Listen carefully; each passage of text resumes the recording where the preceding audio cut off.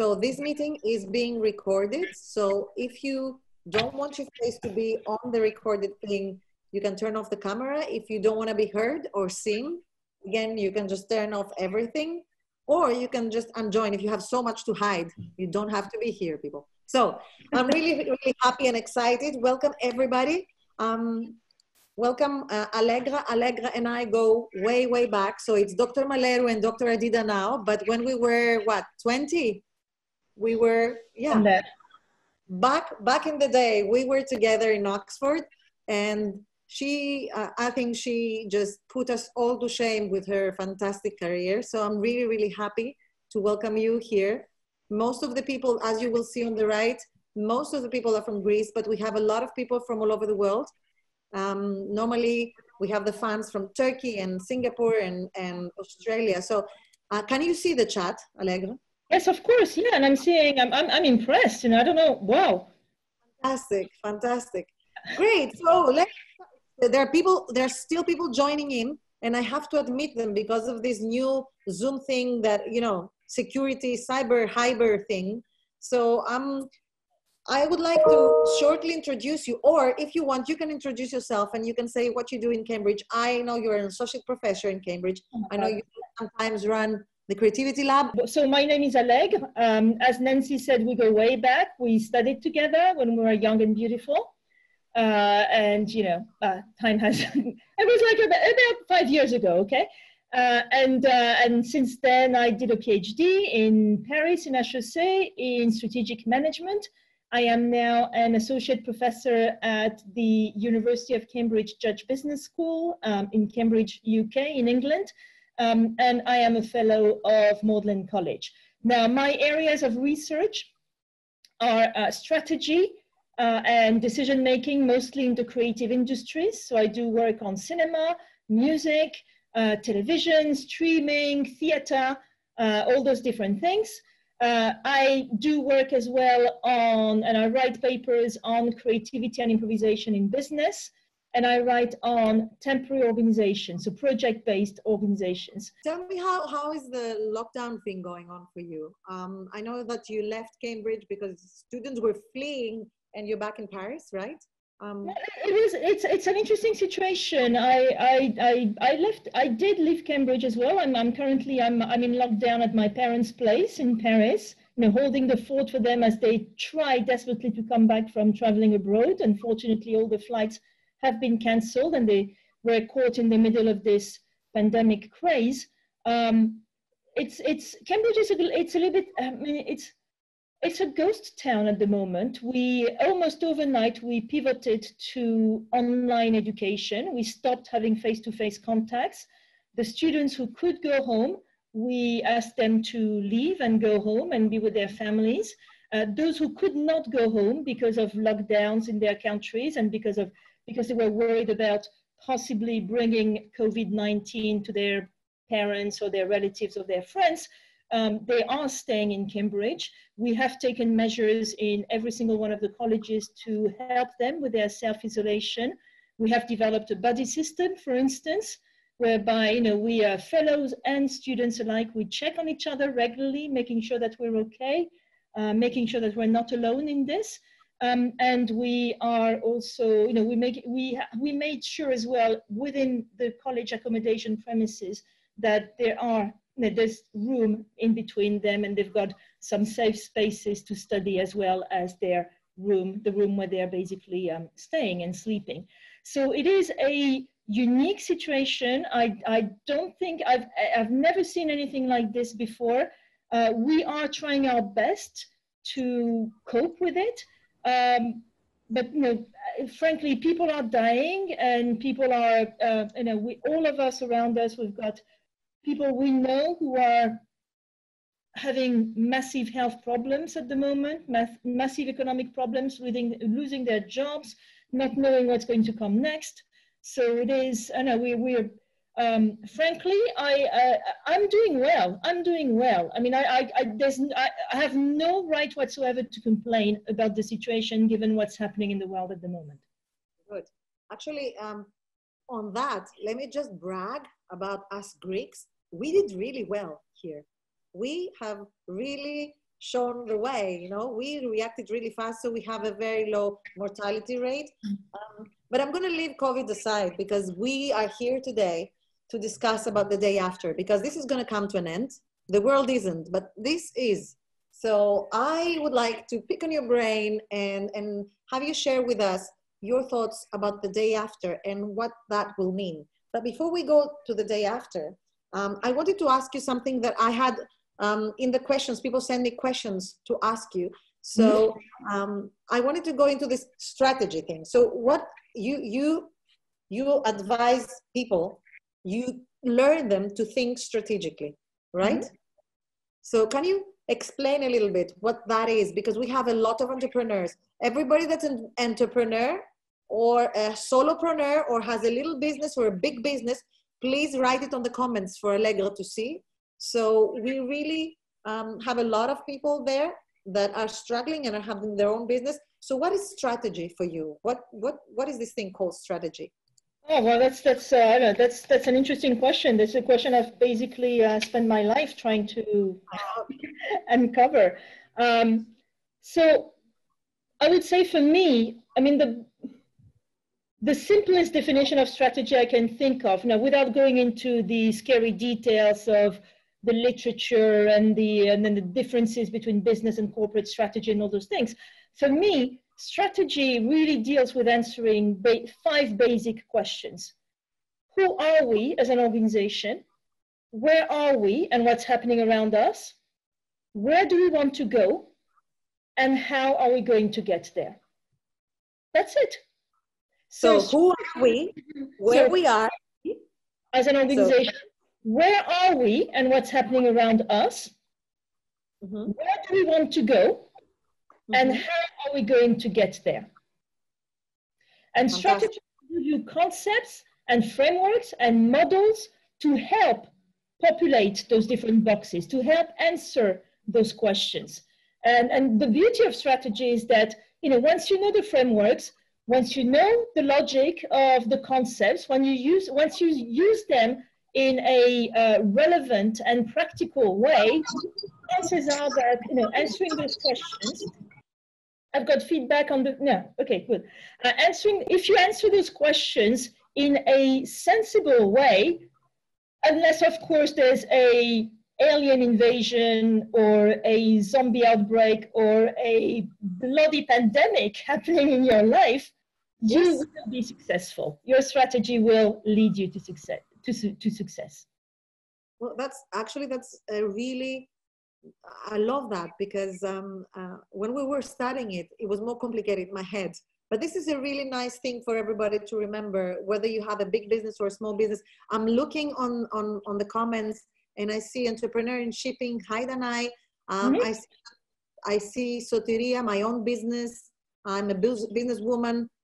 Somebody's writing in Greek and she's saying that she wants to do an e-shop. Somebody's from the Ministry of Finance. So, and somebody is asking, do you study your competitors? There's a question. There's a specific question about strategy that I can address very briefly. I mean, I see there's a question about that. Do you study your competitors or do you focus on you and what you can do better? Both. 100% both. You focus on you and what you can do better. You focus on what your internal resources and capabilities are. You focus on what your mission is. In other words, what it is that you do as an organization. You focus on what your vision is. Where is it that you want to go? What is it that you want to be when you grow up as an organization? You focus on your values, your core, the things you would never do, the things you would do to achieve your objectives. However, if you just focus on this and lose sight of what's happening around you, lose sight of your environment and what your competitors are doing, within a minute you'll be dead as a dodo. Particularly if the environment is completely unstable as it is right now. If you just focus on how great you are as an organization, how wonderful your resources and capabilities are, how great your mission statement is, how shiny your visions are on your wall, and don't realize that the world is going to crap, then it's over. So you have to strike a balance between looking internally at who you are and what you're doing right now and what you can do based on your capabilities and your resources, and also what's happening around you. What are your competitors doing? What are new entrants in your industry doing? What are substitutes doing? And making a decision based on keeping an eye on them, having a huge competitive intelligence, and adjusting your strategy as you go along to what it is that they do, and that will make you, shift gears. That's awesome. I love it. And you can see there's another very specific question that I'm sure you can go for, because it says, how far do you see? E.g., 2-year vision or 5-year vision? That's a brilliant question as well. So let me answer in 2 parts. Strategy, and what we used to say in strategy is that strategy deals with long-term decisions and long-term actions. That is what we know. That's the difference between strategy and tactics. Tactics deals with winning battles, and strategy deals with winning the war. Having said that, if you're just now talking about what it is that you're going to be doing in 5 years' time or in 2 years' time, of whatever, however you define long-term in your business, you're not doing anything. This is not strategy. Strategy has everything to do with the actions you undertake now that will have long-term consequences. That actually gets me to, Nancy, your initial question about, what's happening next.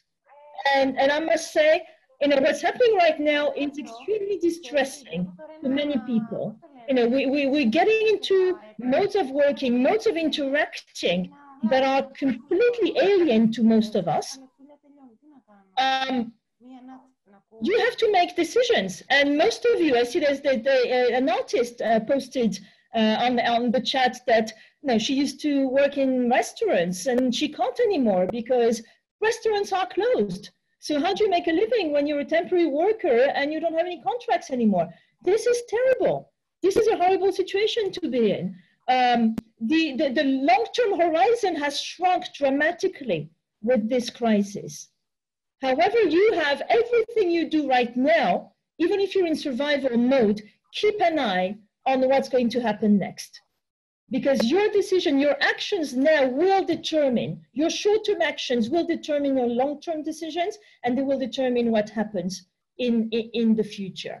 And again, the way we're working right now is completely distressing to most of us, because you know that better than I do, working in organizations as I do.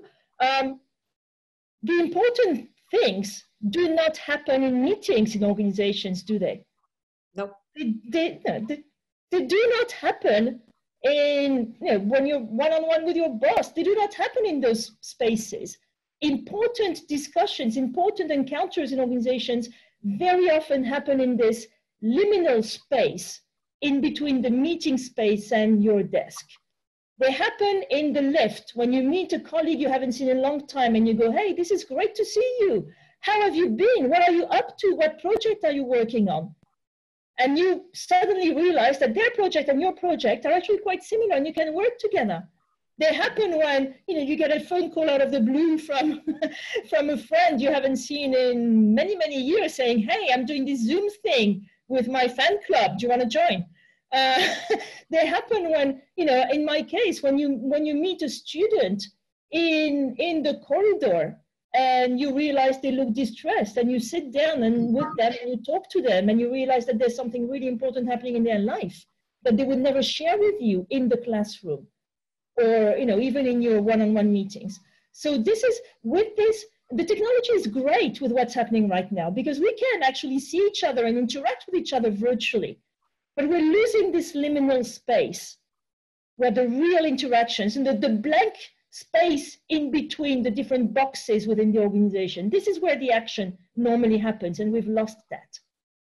Well, that will take me, thank you for that. That will take me, Alexis says, and I think it's very relevant, COVID is not expected to go away. So how can people learn to live with risk again so life and business can resume?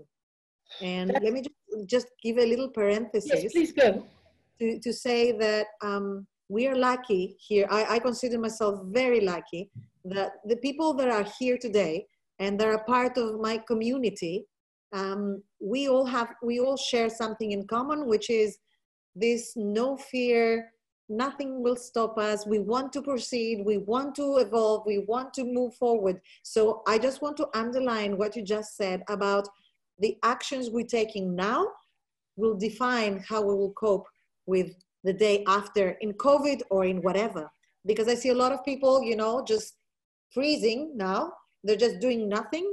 And when the time will come, they're going to blame it on, you know, the pandemic or the government didn't come through or whatever. So yes, there's a lot of external things that are going to affect us.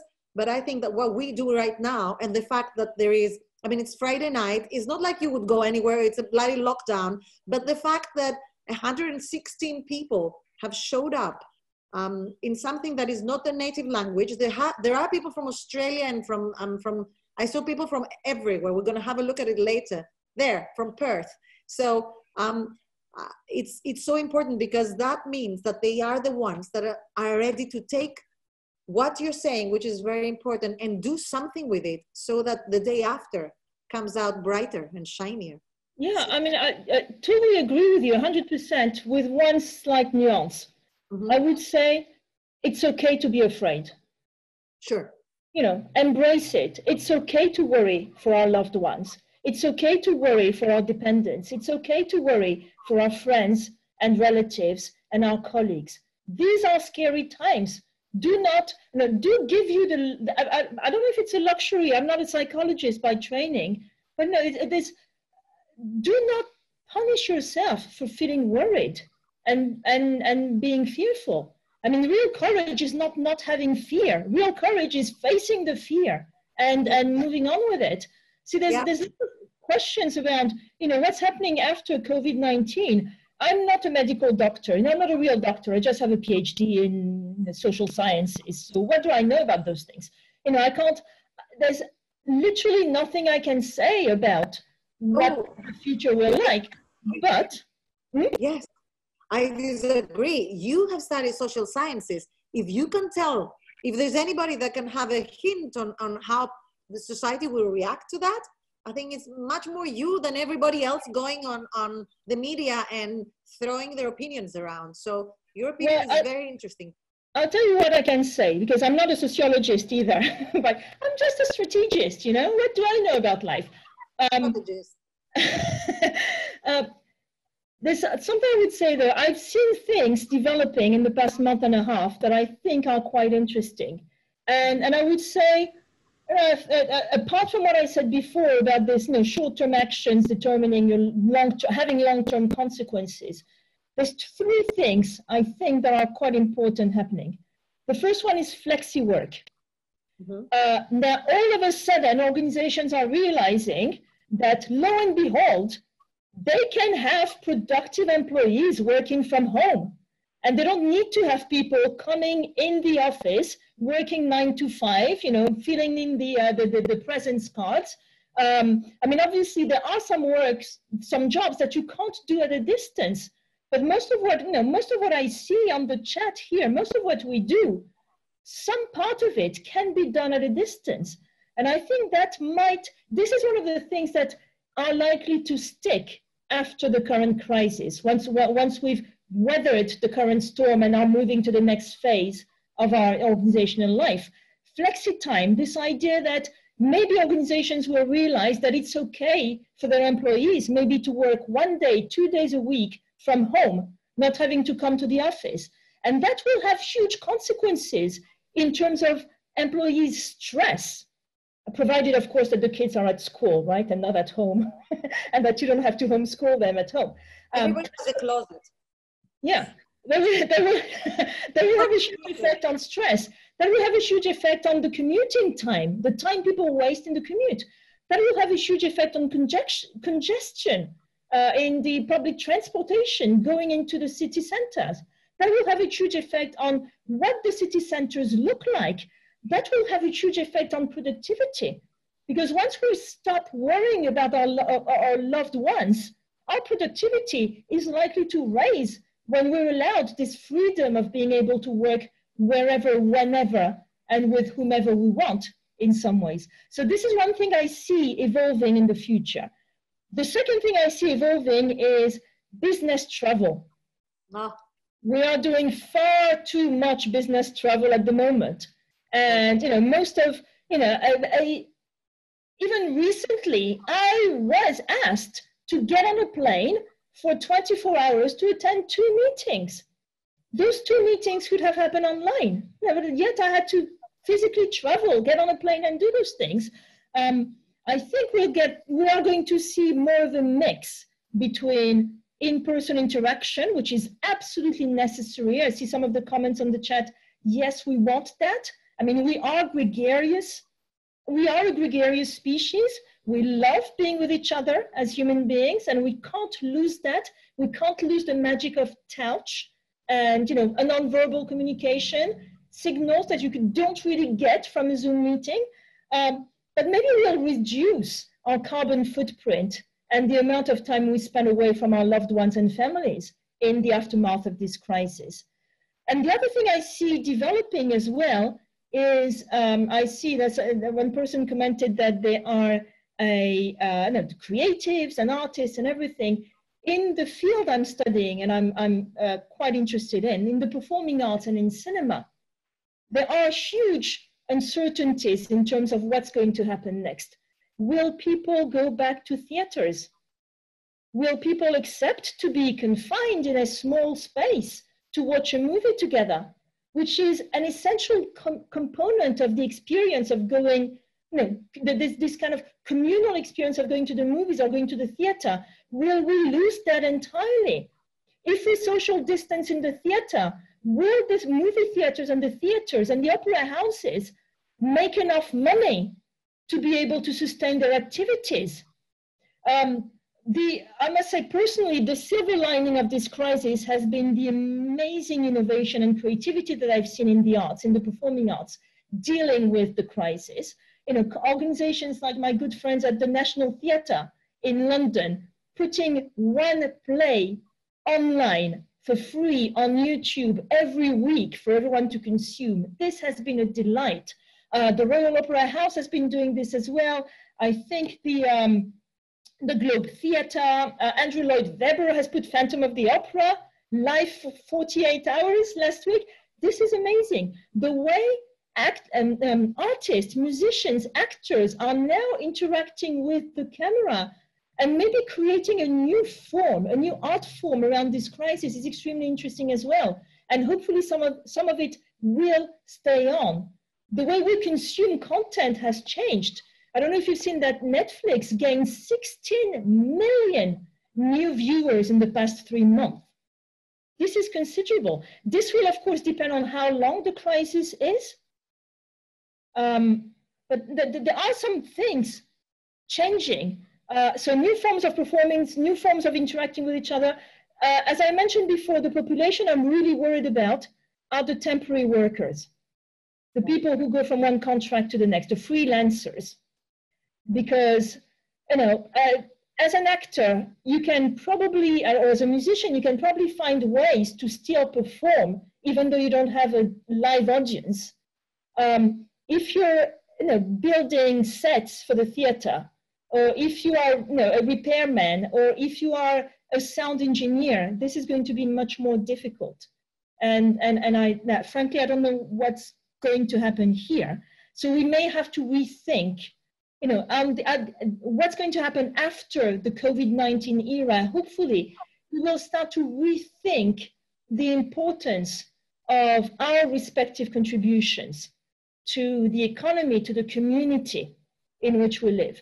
I mean, I find it fantastic, fantastic in a kind of a negative way in some ways.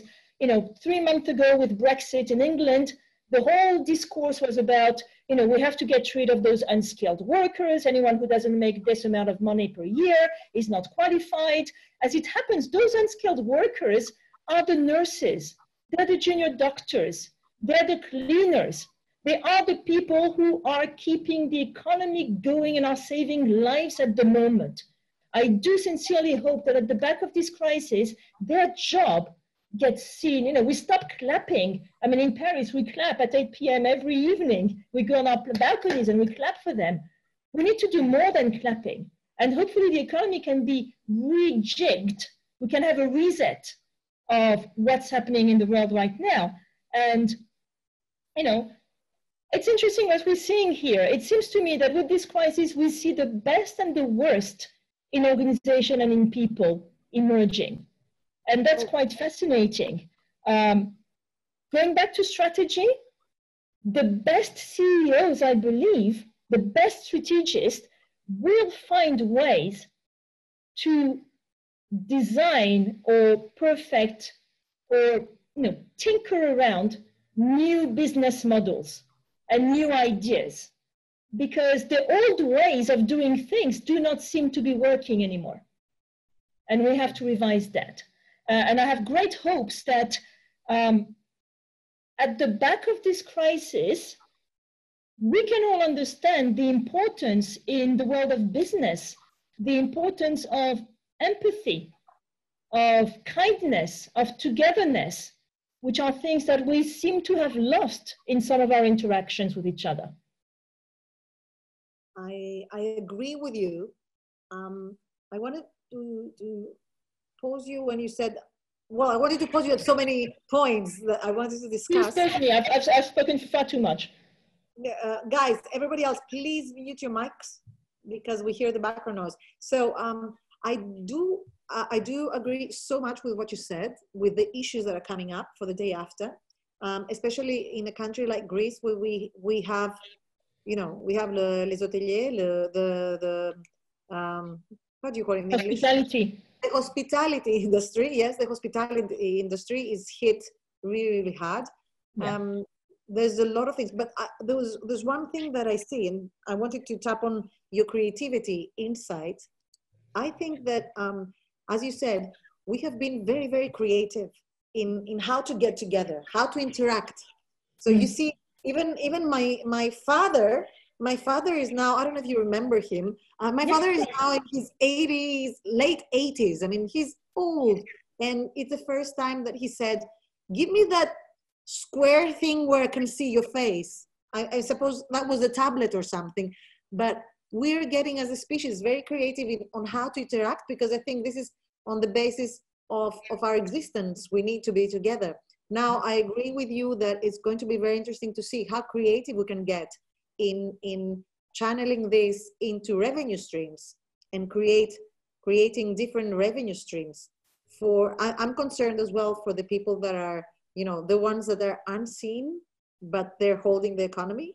And as you said, there have been so many, bumper stickers on the internet about, keep clapping afterwards, but also give them a wage or give them a nationality or whatever. So I'm not going to go in that subject. It's a big subject. But the creativity thing, I wonder if, with your knowledge of creativity in your area, is there something that we can take to use in any kind of business or in our personal lives?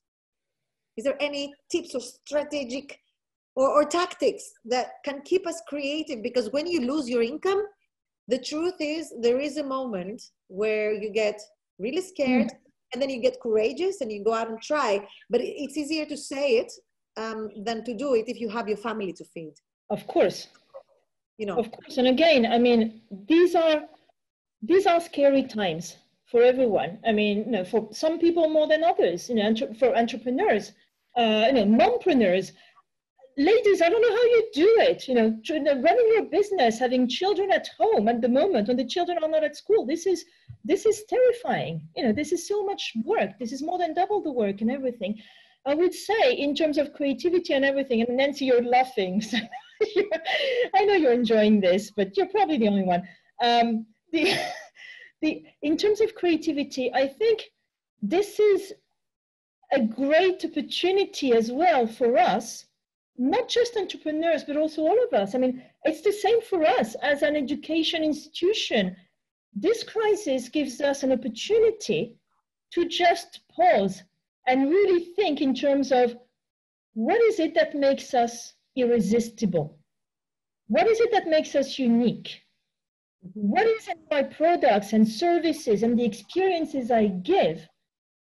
How can I keep interesting partners to work with me, interesting clients to sign up with me, interesting, if I'm a non-for-profit, interesting donors and volunteers to come and interact with me?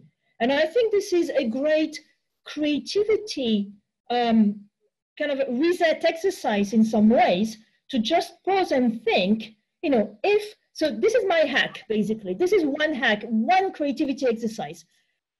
Think about things this way. If your organization, if your company were to disappear tomorrow, what would the world be missing? Mm-hmm.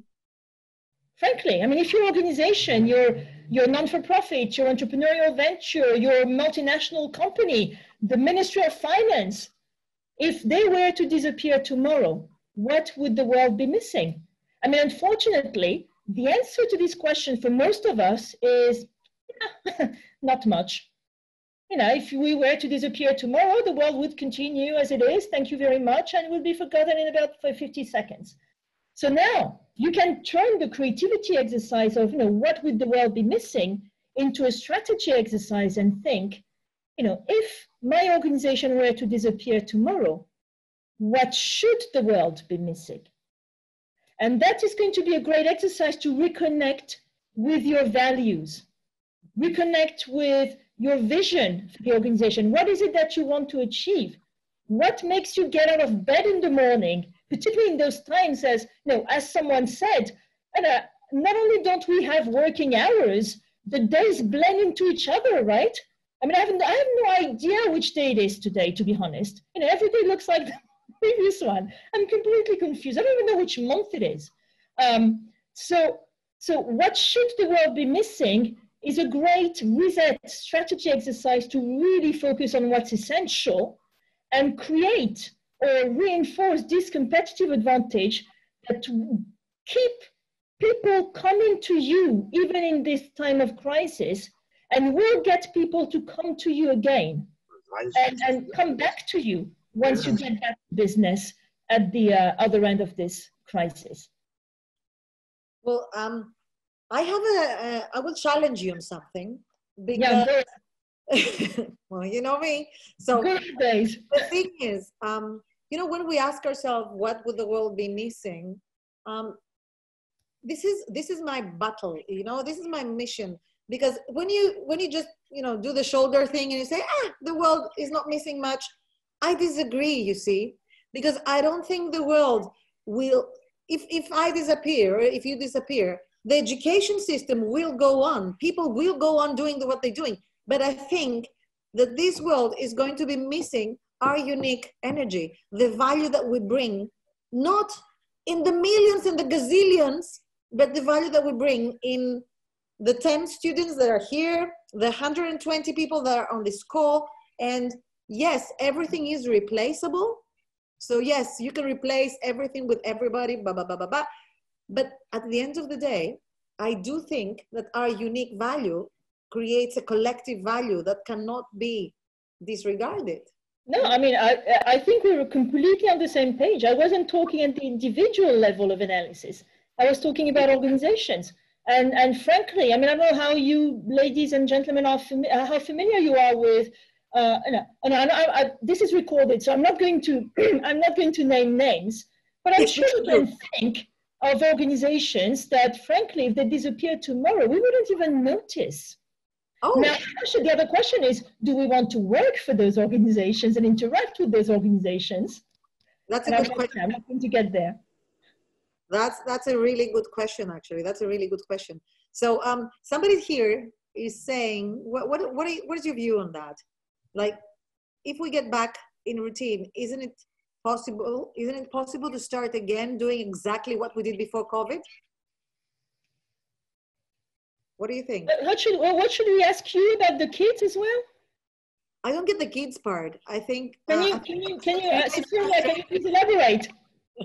I think so. Okay, let me explain about it. It's when I was talking about the kids, I was mentioning to the how can I work with my kids around. I was just answering to your question. Oh, okay. I mean, I hear that from my sister every day. Working with young children in the house is not easy at all, right? And that's great for us because that allows us to again understand the tremendous job that the teachers are doing, and the school directors are doing. I mean, those guys are heroes. I mean, they should get Nobel Prizes. I mean, the people who invented Fortnite and the Nintendo's, whatever, the Switch and school should get a Nobel Prize in peace, for what's happening on that. Now, getting back into routine, again, I think, and please take this with a pinch of salt because I'm not a medical expert, this will very much depend on how long the crisis lasts. The longer the crisis, the less likely we are to get back to routines when it ends. If, unfortunately, my biggest wish at the moment is that tomorrow someone says, hey, we've got a vaccine, and it works, and we're going to administer it to everyone, and COVID will disappear. It's gone. After a month and a half, chances are that we will go back to life as we know it and life as normal. So this is my deepest hope, that someone comes up with a vaccine tomorrow. I do hope as well that we, as a collective group, will then be able, if that happens, to say, wait a minute, this was a wake-up call, and we need to heed, pay attention to the signal that we've received, and we can't go back to business as usual. Some things need to change in our societies, but it will really depend on how long this happens. Yeah, well, that's the thing, and I think maybe from where everybody's sitting right now, we get this unique chance in forever to sit down and reassess. The question that you posed before, it was a fantastic question. Do I want to be involved with this organization? That means nothing, that has no connection to my values, that has no connection to my principles, that I believe offers nothing but between nothing and bad, So I think, I hear a lot of people being eager to go back to their routines. And I think it's a great time to question those routines and to see what you want to keep and what you want to toss. Because not all of our routines were great. I mean, you were talking before about commuting, and earlier today, I was in a call about how to keep productive during COVID, and there were about 150 people in the call, and I asked them to put on the comments their average time of commuting. And their average time of commuting per day was 1.5 hours, okay? And these are all people that live in Athens, right? So 1.5 hours. If you translate this in work hours, man hours, or if you translate it in self-care hours or in self-reflection hours, this is a huge, huge asset just being thrown out the window every day. And then I asked them, what do they do during that commuting? And do you know, there was like 80% of the people listen to radio, and notably, also we have the ratings for that, the news. So they drive for 45 minutes to go to work and they listen to the news. Nobody listens to an audiobook, or I don't know, maybe they will speak with their mom and connect with their people for like 5 minutes, and then we're just, we're just consuming garbage every day. So I think it's a very good time to, reassess all that. Yeah, and maybe make our commuting time a productive time, a me time, an interesting time.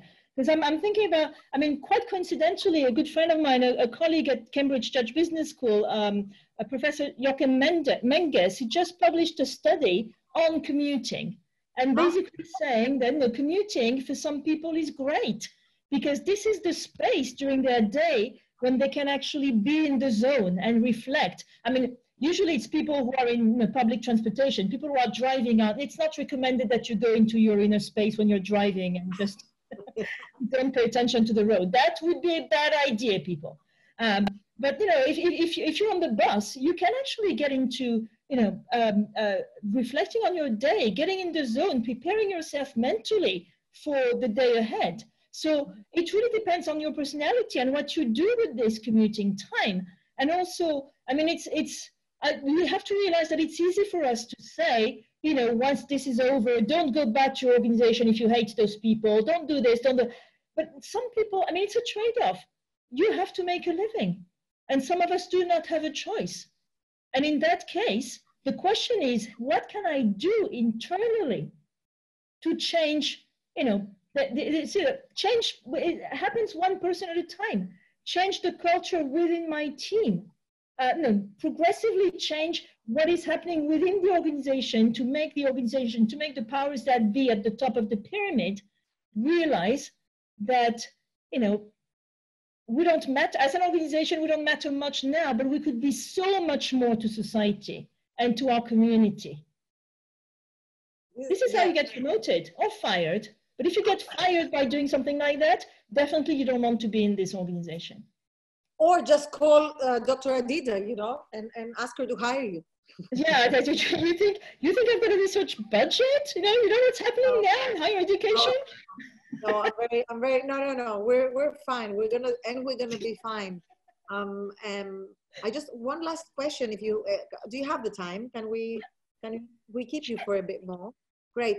Let me tell everybody that if you do have a question, we're gonna stay on the call until past. So please do give us the question, and we'll make the time to answer it. So I have a final question, and I just wanted to say, you know, talking about strategy and creativity, it kind of looks like like they're opposite. You know, creativity is this space where you feel, and then strategy is something more, you know, logical and masculine, if you want. And I know it's not the case, but how can we best illustrate it? Because I have a lot of artists, they're here, they're my clients, they're my friends, and they're like, oh, I'm a creative person, so I don't need to have a strategy. Or I'm a great instructor or a yoga teacher, but these people, they also have businesses, you know, like every artist is a small business. So how can we, you know, I don't know, what can we do for them to understand that strategy is not for the big corporations? It's an everyday thing that is important to everyone. Is there a hack for that? I think this is yeah, I wish, believe me, because this is an interesting question. I spent literally half of my research life, and still doing that today, working on the disconnect between art and business, and the perception sometimes in the art world that business is dirty and you don't want to get there and you don't want to interact with business people because we're artists. And you know, and on the other hand, business people saying, oh, you know, you creatives, you're so weird, you know, you're so unpredictable. That's not true. That's not the reality. I mean, for me, strategy thrives on creativity. A great strategy has to be creative, particularly in times of crisis. I mean, I've seen, you know, within the corner of my eye, I mean, man, this is so difficult to multitask on Zoom. I've seen a question at the start of this conversation about planning, strategic plans and strategic planning. Now, I think it's Dwight Eisenhower who said, strategic plans are useless, planning is everything. And what we meant by this is that, I mean, this is something that Mike Tyson also said very eloquently. You know, everybody has a plan until you get punched in the mouth. Everybody has a plan until you get punched in the mouth. So planning is amazing in strategy. Strategic planning is a great process to really address, as an organization, those 5 questions I mentioned before. You know, who are we? Where are we? What's happening around us? Where do we want to go? How are we going to get there? And how that's going to make us successful. However, the moment your plan is on the table, your formal strategy is on the table, it becomes obsolete because the environment changes around you.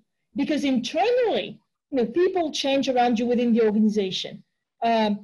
Because, you know, it could be that some of the products that made you successful in the first instance have now become obsolete and no one wants them anymore in the market. So plans are useless, planning is everything. When this happens, if you stick religiously to your plan and say, no, I've spent so much time and energy and money developing this strategic plan, I have to carry it through for the next 5 years or 10 years or whatever, or 2 months. depending on how you define long-term in your industry, and you do not heed attention to what's happening around you, you're dead. So what you need to do, this is where creativity comes in. You have a plan, it's giving you an overall direction. It allows you to really think about those core questions, to really think about your values, your mission, your vision as well, the heart of your organization. And with this, you are flexible. You have a general direction. The way you get there can be flexible. And you have to be creative in strategy, particularly in times of crisis. You know, when the environment is stable, when you've got a monopoly situation, creativity doesn't mean much. But when you are in a completely messed up environment, as we are all right now, without creativity, strategy dies.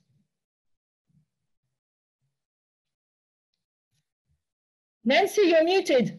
Oh, okay. Can you hear me? Yeah, come on. So I'm totally with you on that. And I, you know, being Greek, I have to mention it. I told you that we're having this live every day for the lockdown. I'm live for half an hour from 6:30 to 7 every day, just to be, you know, to give people inspiration and hope and hopefully some guidance. And the other day I was, you know, I was so excited about us being creative. And what came to me is that we come from Odysseus, you know.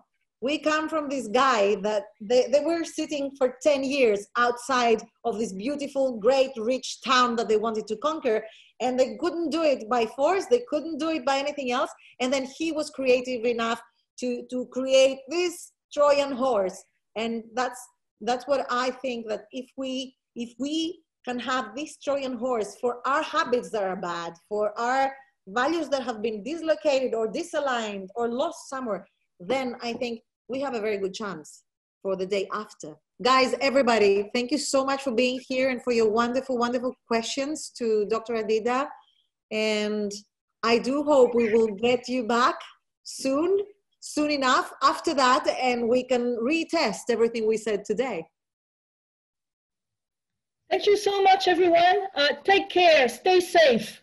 And I hope to see you in person for a drink and a hug. And, you know, Nancy makes an awesome margarita, by the way. She will not tell you that, but, you know, I know that for a fact.